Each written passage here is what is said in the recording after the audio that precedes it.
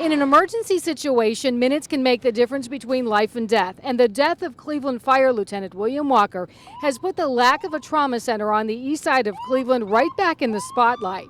Walker's funeral services were yesterday, and last night, Councilman Zach Reed took to the floor at a city council meeting and once again brought up the issue. A few years ago when Cleveland Clinic came to our table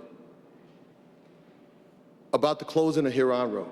It is our job to get us back around that table in that room to have a discussion about trauma in this city. The city says EMTs were on Lamson Road in about 6 minutes. Paramedics 2 minutes later. They worked on Williams for about 9 minutes. Then it took another 15 minutes to reach Metro Health Medical Center. And Reed says those 15 minutes could have made a difference.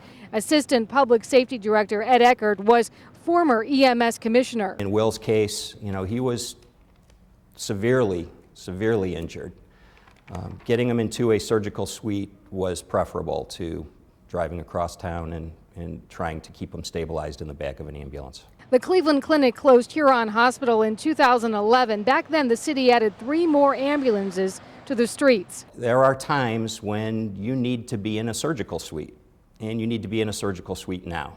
And in the business of saving lives, the clock is ticking. You could talk to paramedics and they can give you anecdotal stories where, it was a minute or two that would have made a difference.